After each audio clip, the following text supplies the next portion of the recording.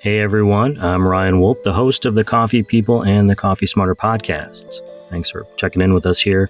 These shows are presented to you with help from Roastar Coffee Packaging. They're a coffee packaging company that enables small businesses to share their big stories. And they just make cool stuff. They actually made this coffee bag for me right there.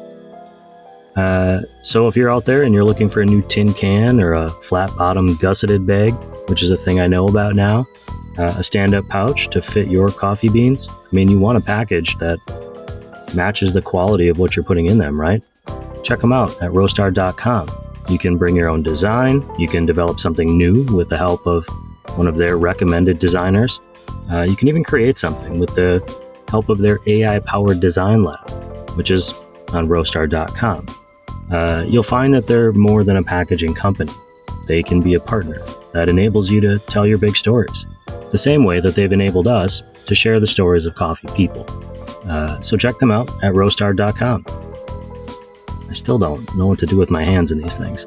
Thanks for listening, and now it's time for the show.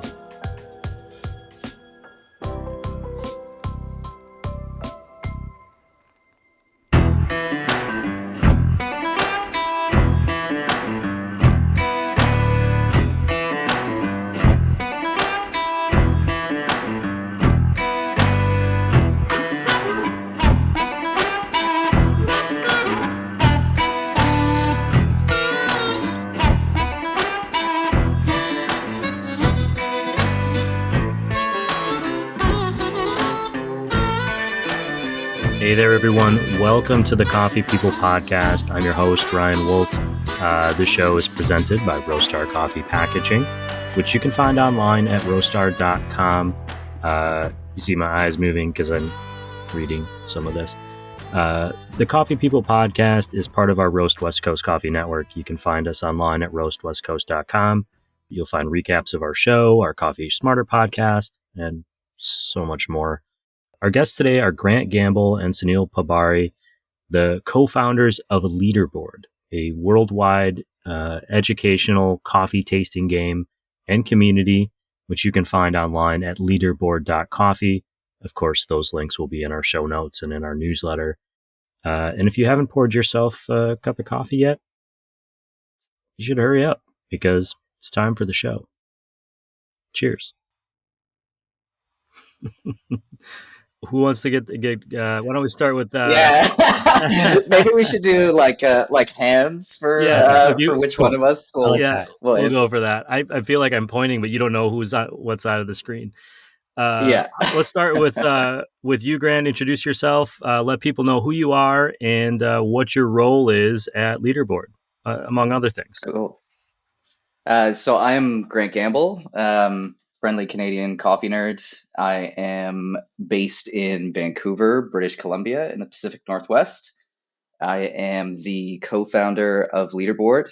I am also the creative director of the World AeroPress Championship and the founder of Culture Coffee Project, which is sort of my own events and marketing agency for everything else that I do just under one roof.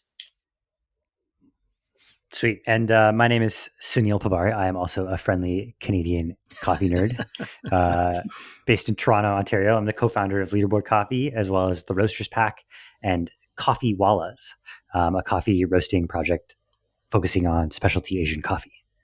I like that you're on opposite ends of a massive country and just showing that, there's peace and harmony, depending on which side of the border you're on there. Opposite ends of the expanse. Well, I was actually living in Toronto for about a decade, which is where I met Suneal. And when we had actually started Leaderboard, I was still based in Toronto, but then moved out here back to Vancouver about three and a half years ago now, something like that. In Vancouver, I will say one of my favorite places in the world, and somehow the only place that I looked at that was more expensive than where I already live. So our move is being delayed to Vancouver.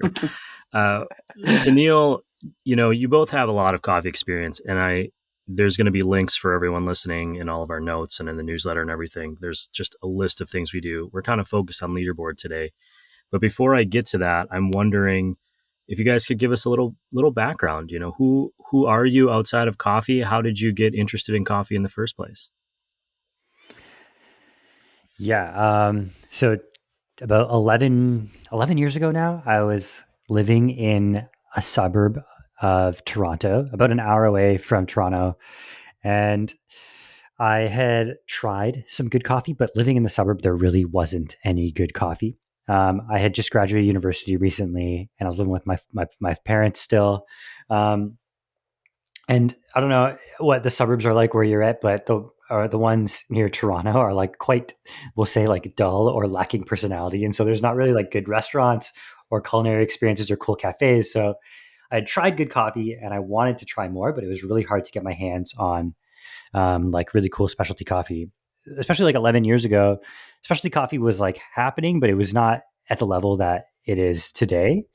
And so my answer at the time was like, let me check the internet. And the internet also like was still pretty bare bones when it came to specialty coffee. And so I figured, hey, why not try and like solve my own problem? And what that led me to was starting a coffee company called the Roasters Pack, which is a coffee subscription here in Canada, where you get to try three different Canadian roasters, three different coffees from three different Canadian roasters. So it's a really cool way to explore coffee, see what you like, learn more about coffee. And that was my start in specialty coffee. It was just like trying to scratch my own itch and solve my own problem of being like, hey, I want to learn more, I want to try more, but there's no real good way of doing that right now in Canada. And so that was my start, jumped in the deep end. And yeah, it's been a fun 11 years since.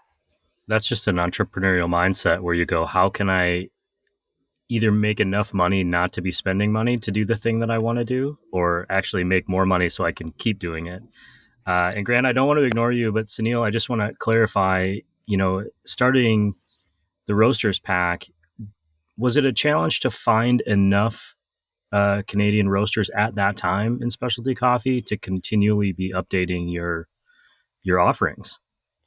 Um, Honestly, no. There were enough doing, I think, interesting things back in the day, but now it's obviously like exploded. And every year, like more and more specialty coffee roasters come on the scene. I think Canada has like a secretly really good coffee scene, or kind of like a sneaky good group of roasters. I think there's a lot of talent up here in Canada that maybe gets like overlooked because we're like, oh, we're just Canada. But I think there's a lot of really talented coffee people up here.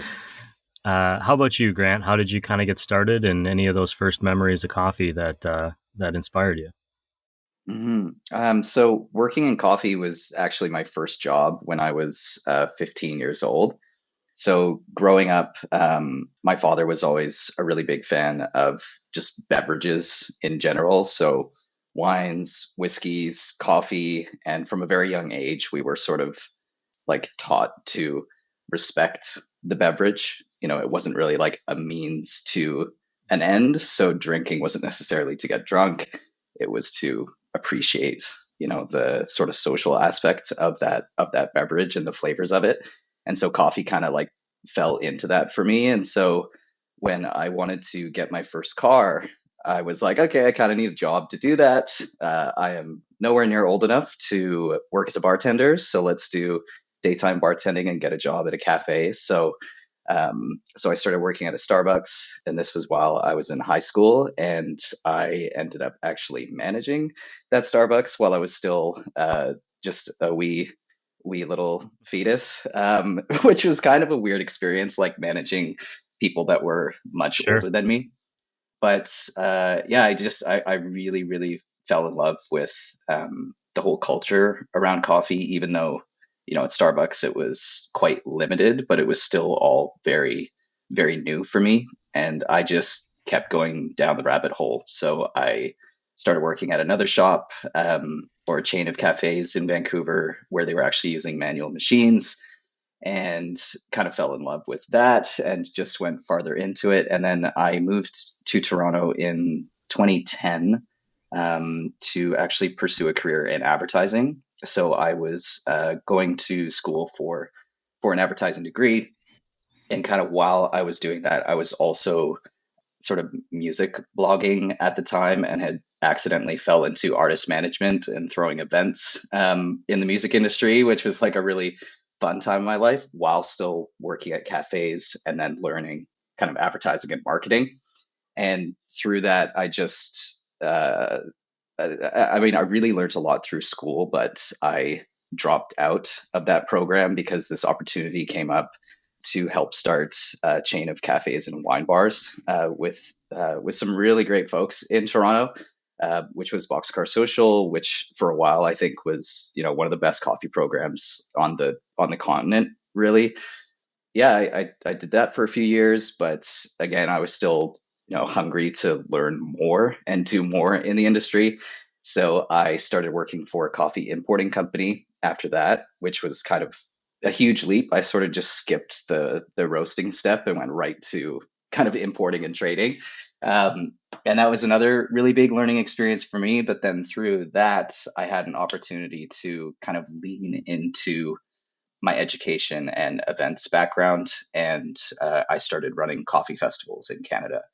And that was really like the big aha moment for me, where it was like, this encompasses everything that I love about this industry. And I can, provide this space for collaboration to happen, for, enemies to be shoulder to shoulder, serving the same customers and becoming friends. And like music is a part of it, food is a part of it, design is a part of it. And it just encompassed everything that I loved.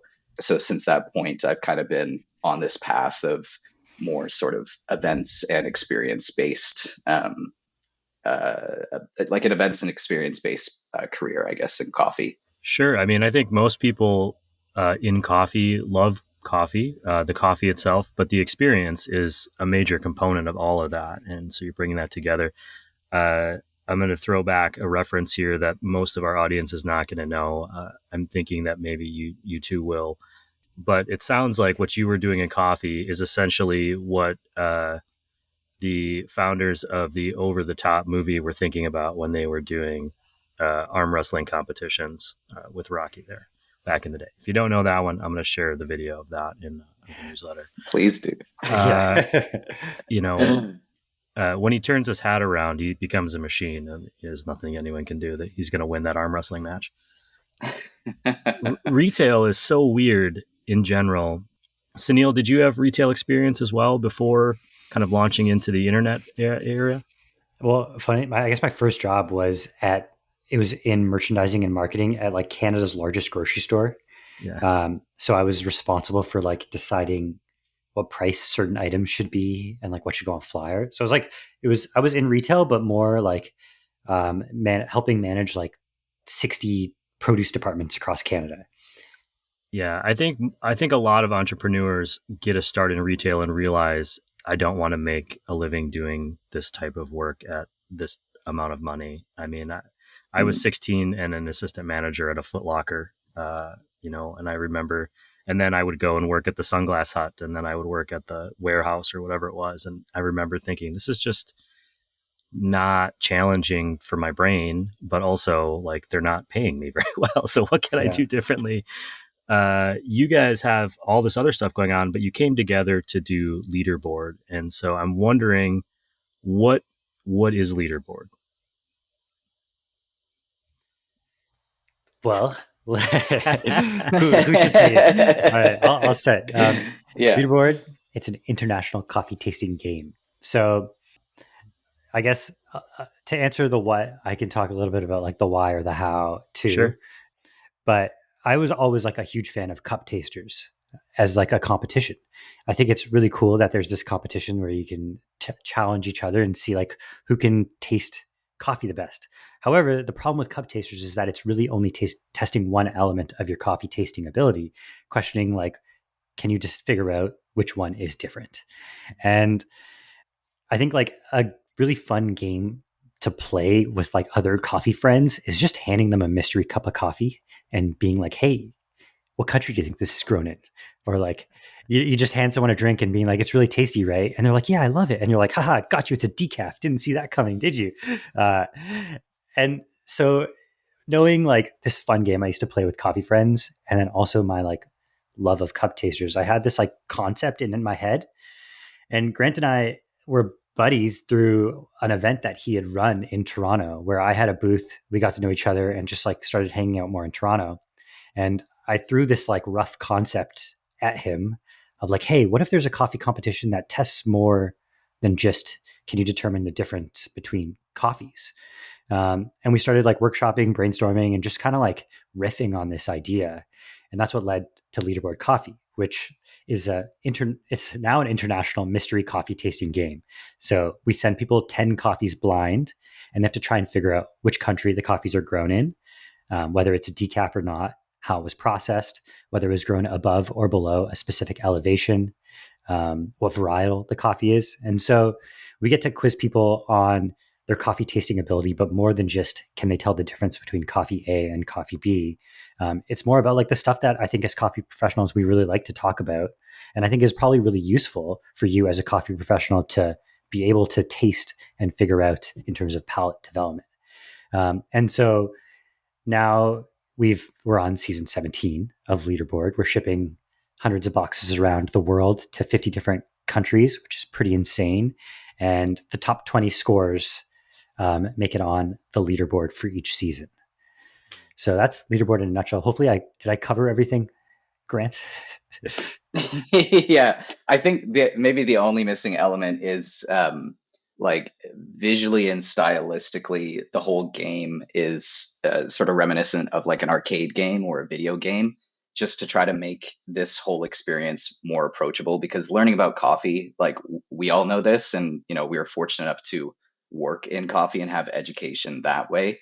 But for everyone else, like learning about coffee can be incredibly intimidating, and you don't really know where to start, or talking to baristas or roasters might be kind of scary. So our whole our whole goal with the way that we make this game feel is to just make it feel really fun, really approachable, that someone who's just interested in coffee can still feel like they can join this game and be a part of this world, and then sort of be incentivized to learn by earning points and earning badges and seeing your name up on the board and getting high score call outs.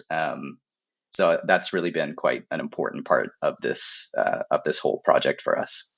I mean, you're asking your players to reverse engineer the information that they would be looking for on a bag of coffee, right? And so they have to come at it with intentionality and start breaking those things down.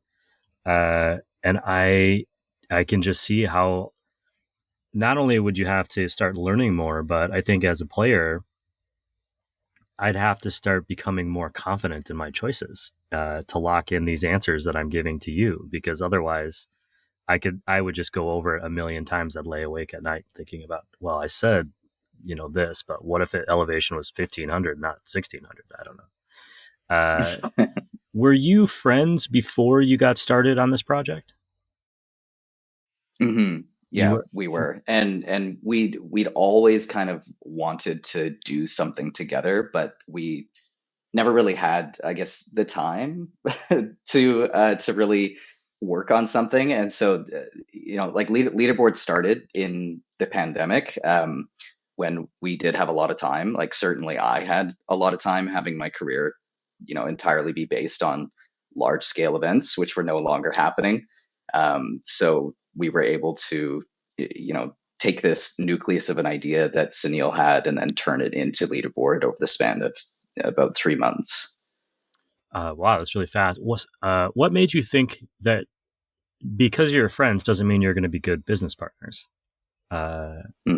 What made you think that the other person, and either of you can answer this, but had the right personality to make this work? Obviously, like you can talk about this is what I have a skill in, but a business is a whole nother animal. And so you're both kind of making decisions here. Did you think there was a risk there that maybe the friendship wouldn't allow for a business partnership and vice versa? That's a good question. Yeah, great question.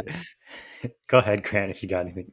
Yeah, I think like putting friendship aside, I think that this business really works well, and we recognize the potential for this because Suneal and I have very complementary sort of skills and approaches to finding solutions for problems. So with his experience in like ops and logistics and running coffee subscriptions, and then my experience in marketing, branding, and doing events and experiences, those two complement each other really well to kind of bring this project to fruition.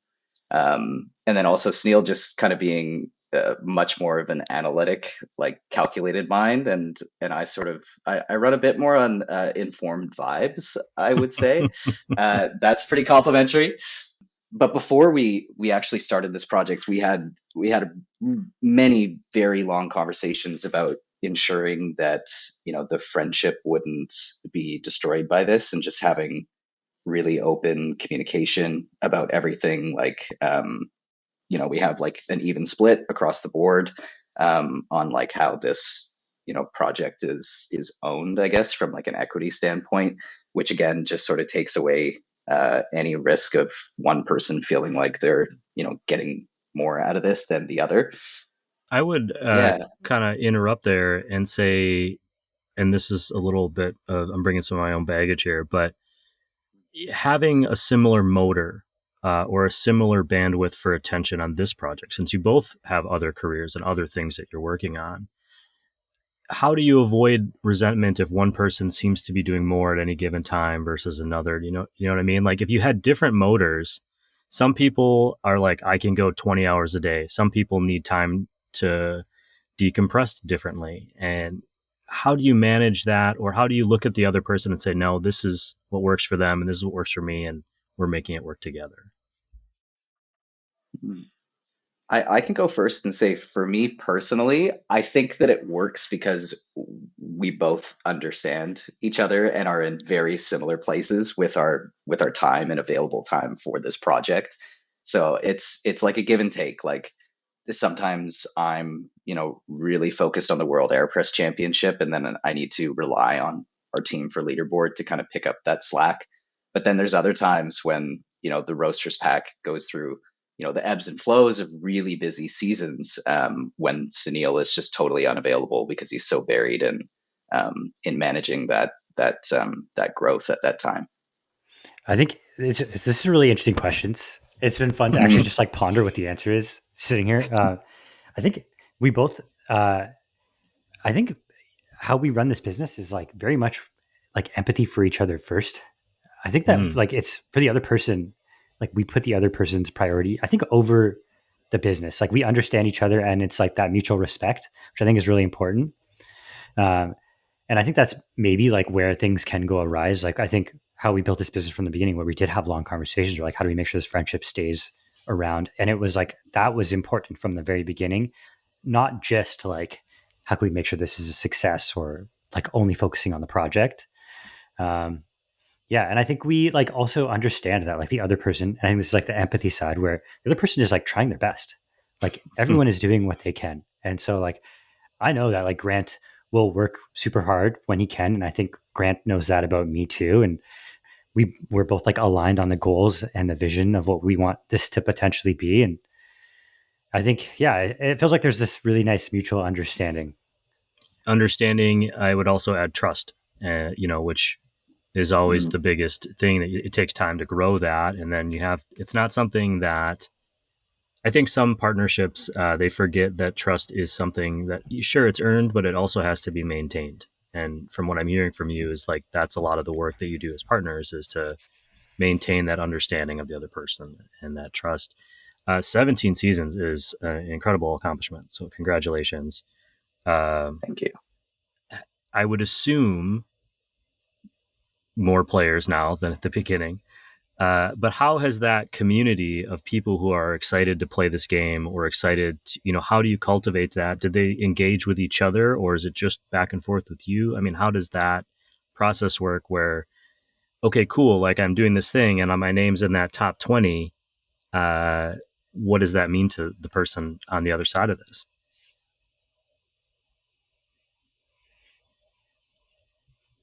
I'll go first. Those are the little clips. I will edit out 10 seconds of air there. People don't want 10 seconds of silence of us waiting for the other to answer. I think I can talk about kind of the community of players. So Leaderboard is very much, I think, for players, it can be an individual experience. Like players get their boxes, and it was sort of the whole point of making the competition run this way, is that you're not forced to compete on a stage with a time limit where nerves can take over, and you feel like you might mess up in front of all of your peers. So there are definitely a large amount of players that sort of do this isolated on their own, and don't talk with anybody. But then there's another section, or another sort of I guess cohort of players that get that box and they play in real time, in real life, with people around them. So it could be either playing as a group and they get together every weekend to do this together, or it's a team building activity for a cafe or a roastery, or an office for a coffee business. Or it could be we have a few cases where there's a multi-venue business, and they'll get a box for each of their locations, and all of those teams will compete against each other to see which team scores higher. And then we have this other cohort or section of players, which I feel like is the majority, where people are playing this either on their own or in a group, but then they're actually connecting with other players online. So we have a Discord server where we put all of our players from around the world into one place, and they can discuss the coffees and come up with their wild theories about what does this clue in the mixtape mean, like, and how does that relate to potentially being this coffee, or Leaderboard follows these 6 roasters on Instagram, so it means that one of them must be in this game.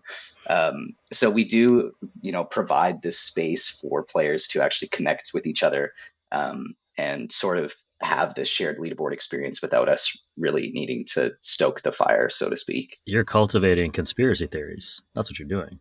100%. Absolutely. We're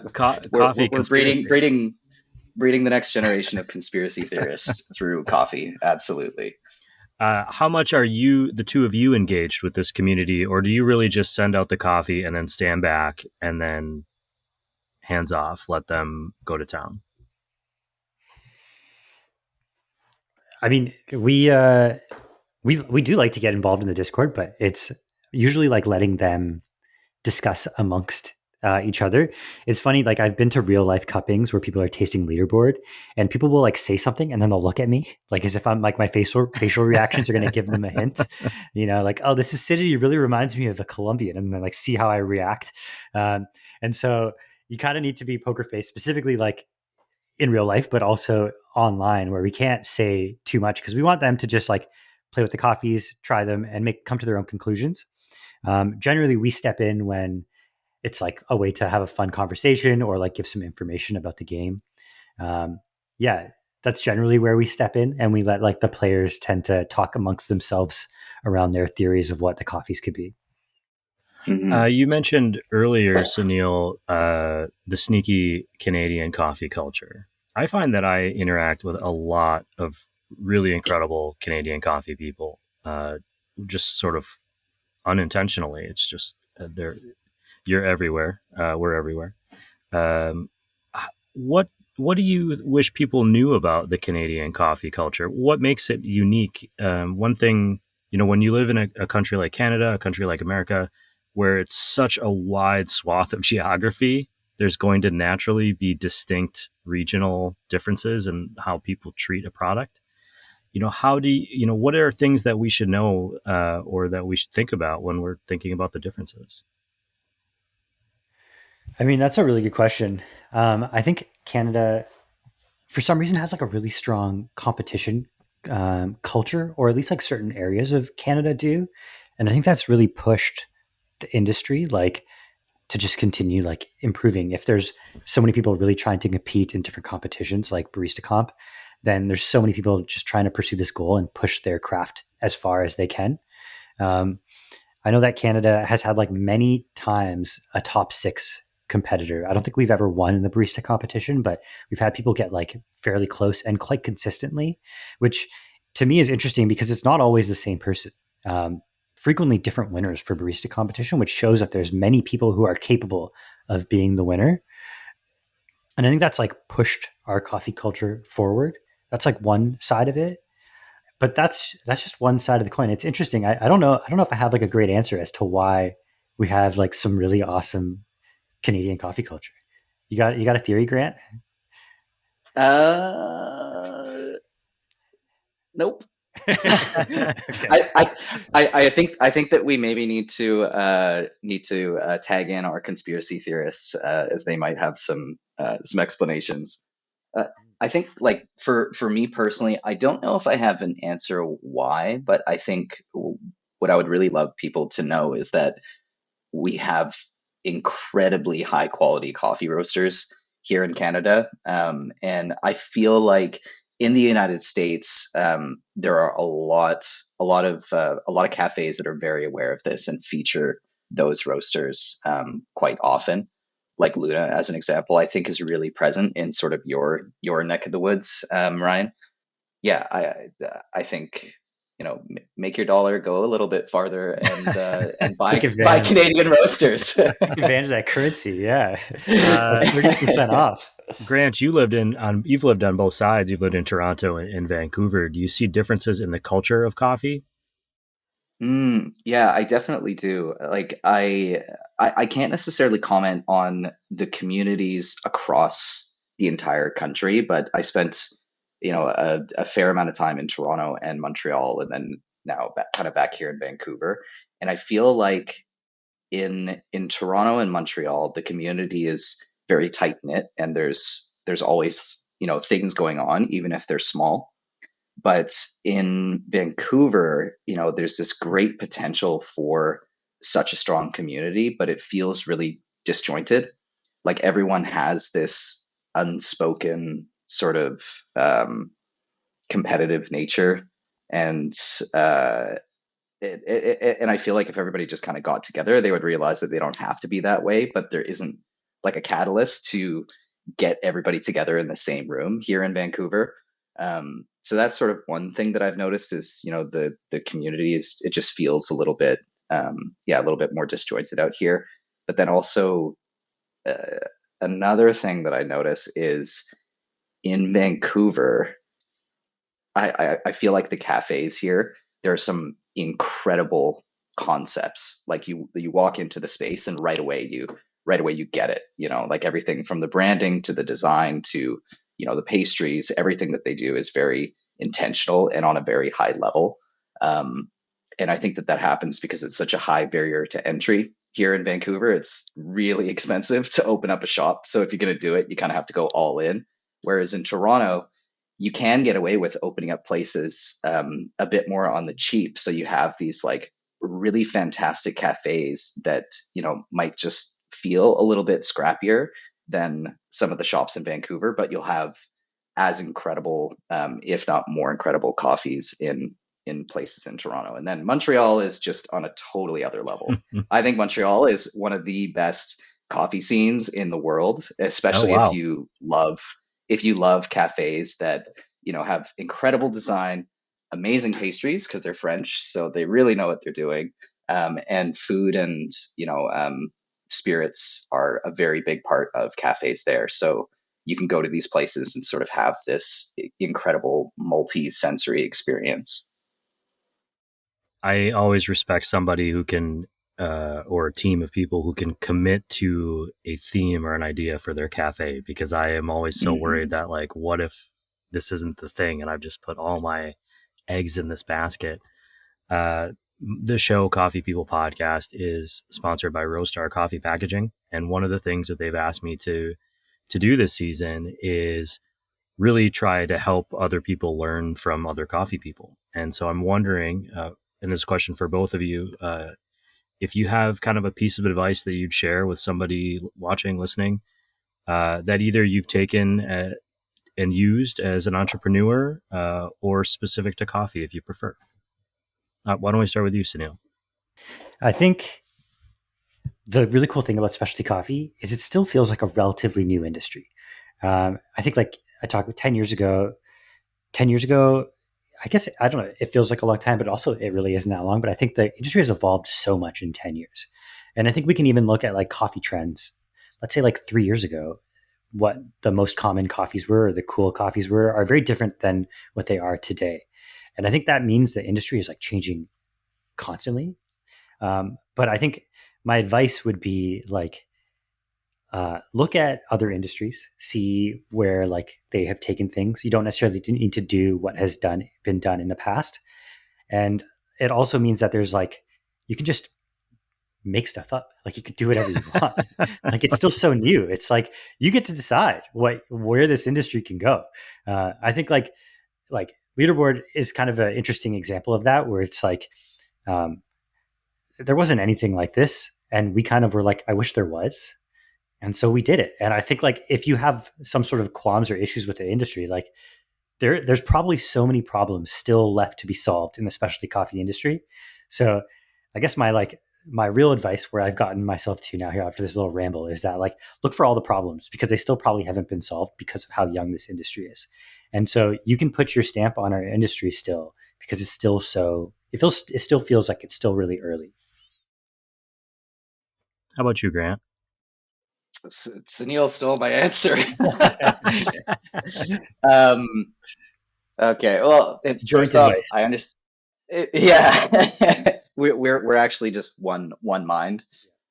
First off, I really understand the importance of sponsors. So shout out Roastar. Thanks, Grant. I should point out, while I let you think of another piece of advice, that with this new season, I'm supposed to do a read-in at the beginning of every episode, and I already forgot to do it with you guys. So I'm gonna go back and read it, and we'll get it in there at some point. Yeah. I think what Suneal said about looking outside of the coffee industry for inspiration is really important. Like beyond just like ideas for what you do, but I think also for inspiration in terms of like design, I think is really important. I think that coffee has this tendency to become so saturated and everything starts looking the same, because when people are starting a company, they look at what other successful companies are doing and then just, modify it a little bit. And I think that, if you're starting a new business, don't be afraid to try something completely different, and just look at other industries to pull your inspiration from. I think, to maybe give a different answer than Suneal, is don't be afraid to ask for help. Sure. I think that that's something that I learned the hard way from trying to do, massively ambitious projects completely on my own, or trying to juggle multiple things completely on my own. I didn't realize how willing people would be to help, either, volunteering their time or to actually, find a way to financially support what you're doing, or even just for advice. I think that we're really lucky in this industry that coffee people are really good people generally, and really fantastic and really interesting people. So if you are ever feeling lost, or have doubts about anything, just reach out and talk to other people and ask for help. I find that people are very willing to help you in whatever way that they can. I think through the first, several seasons of me doing this show, one of the things I heard from guests a lot was that they felt, at least when they started in coffee, they felt a little bit alone. Maybe they weren't a lot of roasters in their area. Maybe there weren't a lot of specialty coffee nerds to connect with, or they struggled to find their community. I think we're lucky, as now that we are 10 years in, there are more forums, there's more platforms, there's more ways for people to connect.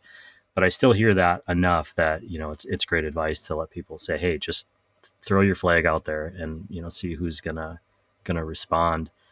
What comes next for Leaderboard? What's the future look like for you guys? Are you on cruise control? Where are you guys going with this adventure? We actually made like quite a lot of changes even this past season. It's funny, like we're 17 seasons in and we're still evolving the game. Like I get like taking us back, like when we started this season 1, Grant and I sent each other mystery coffees and like tried to test how this game would go, but there's only so much testing you can really do. And when you put this in the hands of like hundreds and hundreds of people, that's when you really start seeing like, how does the world interact with this crazy game that we've created? And what we sort of noticed is that like it was maybe diverging from what we had originally planned or thought.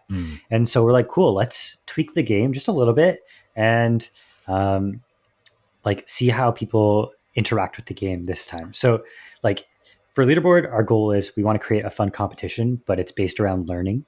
And what we noticed is that people were often spending a lot of time like researching who we're following on Instagram rather than tasting the coffees. And we're like, hey, this isn't how we like want this game to be played. So we made a little bit of a tweak to how we give you hints in where the coffees could be grown.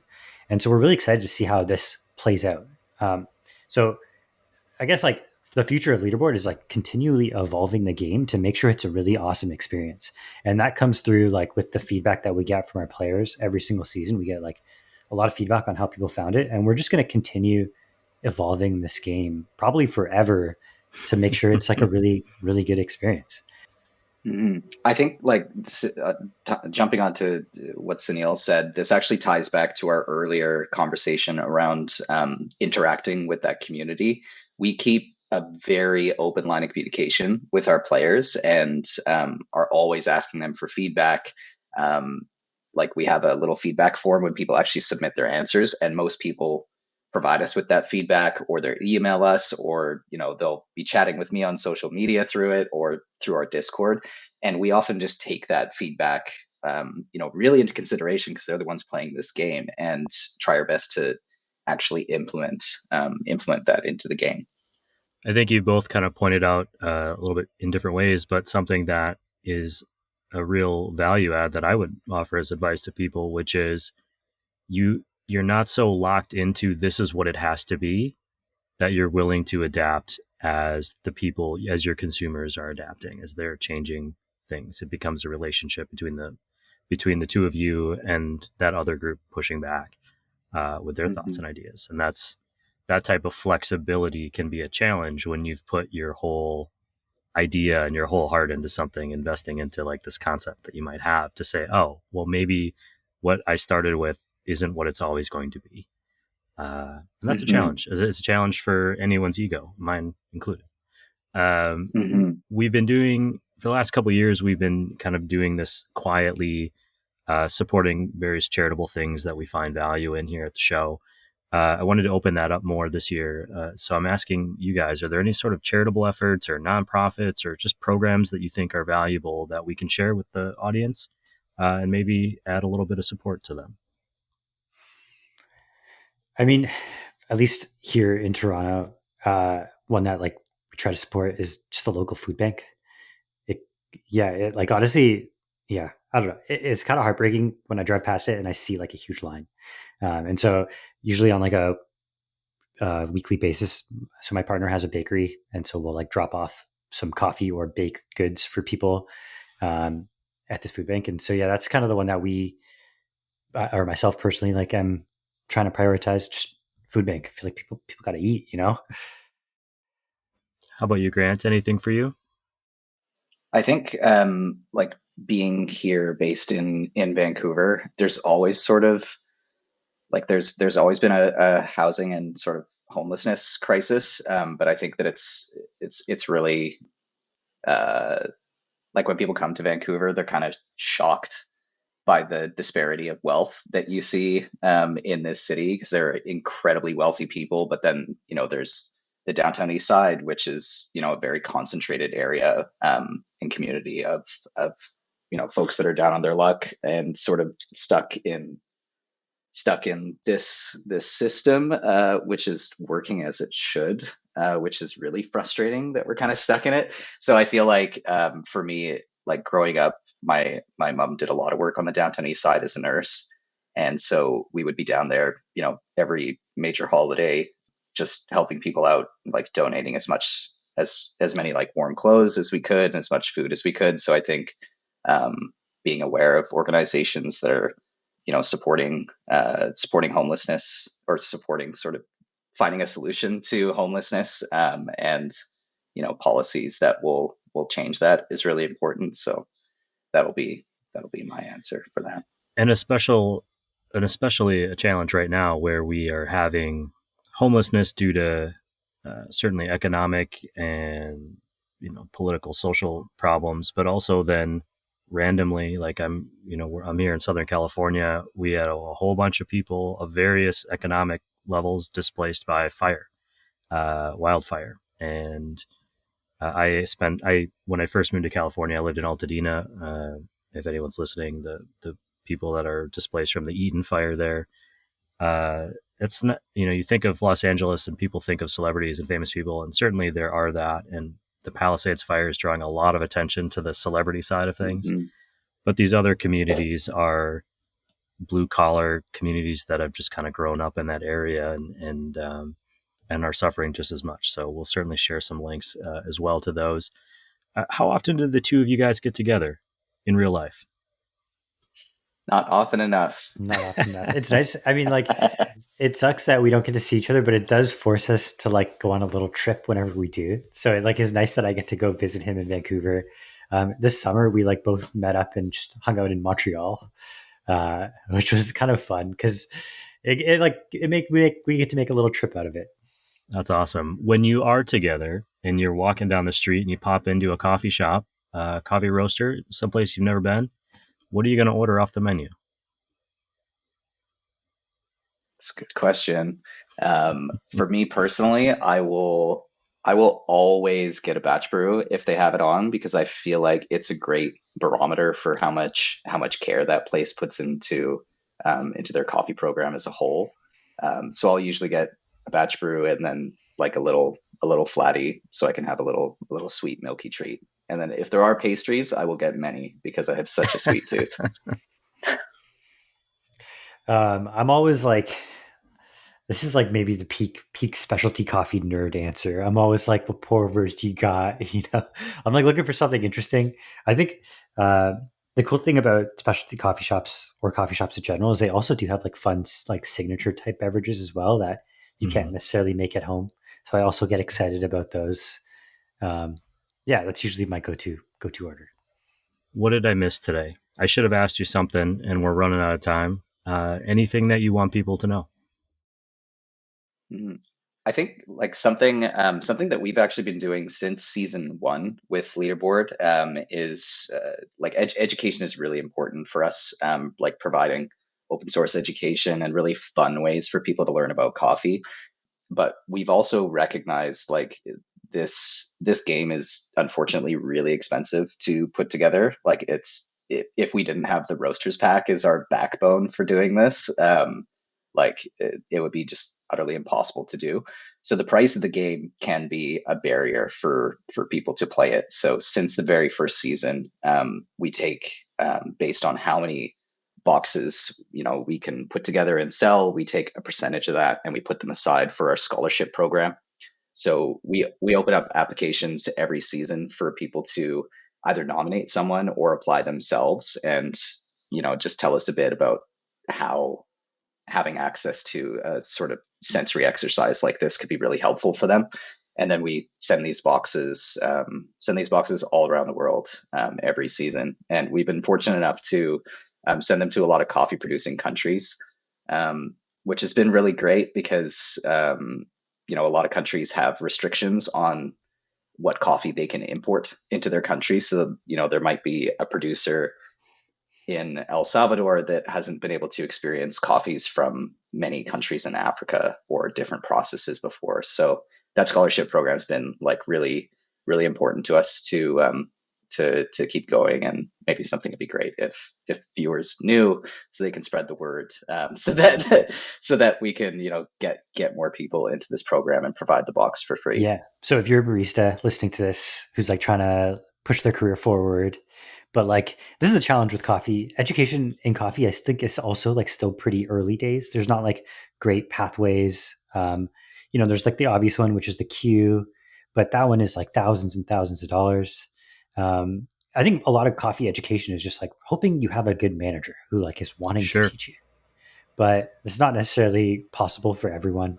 And so if you're looking to, learn more about coffee and, further your career in coffee, but maybe don't have the means or like the structure or resources around you, please do apply to our scholarship program. We'd love to hook you up with a box and help your coffee career flourish.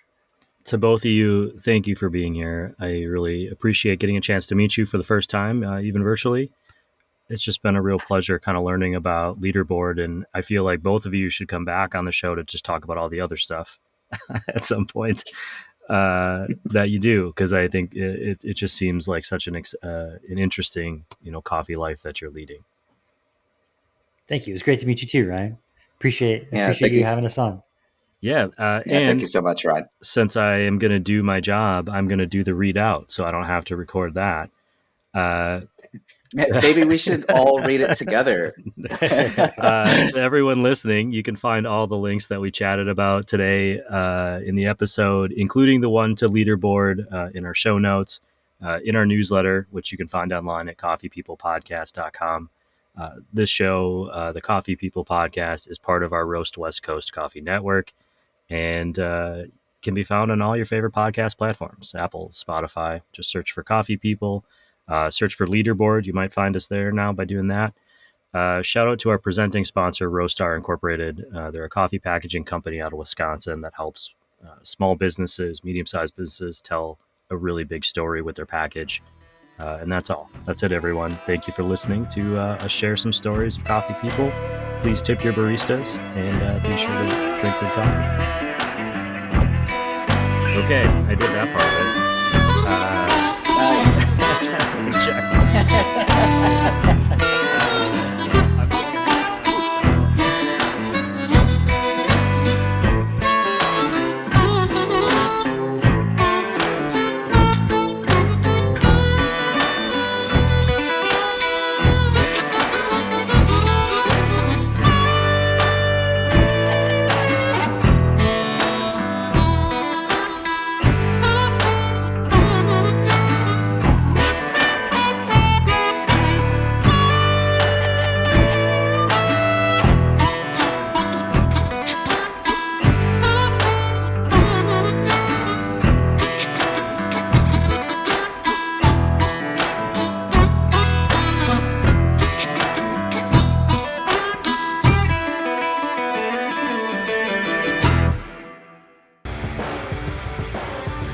got Roastar started was looking at and discovering who coffee roasters were and what their problems were.